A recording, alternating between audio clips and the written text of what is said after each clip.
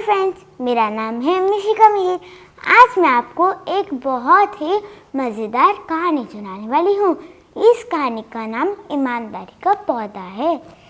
पता है, बहुत पहले की बात थी। एक राजा थे, उनका कोई बच्चा नहीं था, कोई उत्तराधिकारी नहीं था। और पता है, वो बूढ़े हो गए थे। तो वो वैसे भी कुछ महीनों के बाद उन्हें ऐसा लग रहा था कि वो कुछ महीनों के बाद इस दुनिया में नहीं रहेंगे। तो वो सोचने लगे कि मैं जब इस दुनिया में नहीं रहूँगा तो मेरी जगह पे इस राज्य को कौन संभालेगा। मेरा तो कोई बच्चा नहीं है, मेरा तो कोई उत्तराधिकारी नहीं है, तो मैं राजा किसे बनाऊँ। तो वो सोचते हैं कि मैं इस राज्य के जो आम जनता है उनके बच्चों को बुलाऊं जो कि 10 साल से ऊपर के हैं और उनकी एक परीक्षा लूँ, उनका एक टेस्ट लूँ।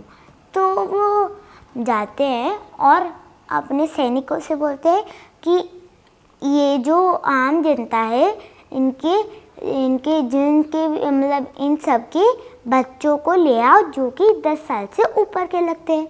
तो सब बच्चे आ गए और राजा ने कहा कि मेरा कोई उत्तराधिकारी नहीं है, बच्चा नहीं है, तो फिर आप सब में से ही किसी को राजा बनना पड़ेगा। आप सब में से ही कोई इस राज्य को संभालेगा जब मैं इस दुनिया में नहीं रहूँगा। तो वो सबको एक बीज दे देते हैं और बोलते हैं कि जिसका पौधा 2-3 महीने में सबसे बड़ा उगेगा वो ही इस राज्य को संभालेगा।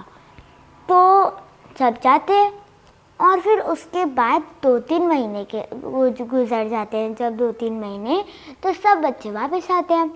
तो वो देखता है, राजा देखता है कि सब बच्चों के बड़े बड़े पौधे हैं, बड़े बड़े पौधे, पर सिर्फ एक बच्ची थी जिसका तो पौधा ही नहीं उगा था। तो राजा बोलता है कि हाँ, मैं इसे ही राज्य संभालने को दूंगा, यही इस राज्य को संभालेगी क्योंकि ये ही सबसे ईमानदार है। तो बाकी बच्चे बोलने लगे, ऐसा क्यों, हमारा पौधा तो इतना बड़ा है, उसका तो पौधा ही नहीं होगा, फिर भी उसे आप राज्य संभालने को क्यों दे रहे हैं। तो वो राजा बोलता है क्योंकि मैंने जो बीज दिया था वो बीज नकली था, उससे कोई पौधा नहीं उगता। उसने उसी बीज को मिट्टी में डाला और उसी बीज को उगाने की कोशिश की, पर बाकी सब बच्चों ने और अलग अलग बीज ले लिए थे क्योंकि उनने पहले ही देख लिया था कि इसे तो कुछ उग नहीं रहा। तो उनने और अलग अलग बीज दे दिए थे, लगा लिए थे। तो फिर राजा कहते हैं कि मैं इसे ही वो उत्तराधिकारी बनाऊंगा, जब मैं इस दुनिया में नहीं रहूँगा तो ये ही इस राज्य को संभालेगी। तो हमें इस कहानी से ये सीख मिलती है कि हमें हमेशा ईमानदार रहना चाहिए।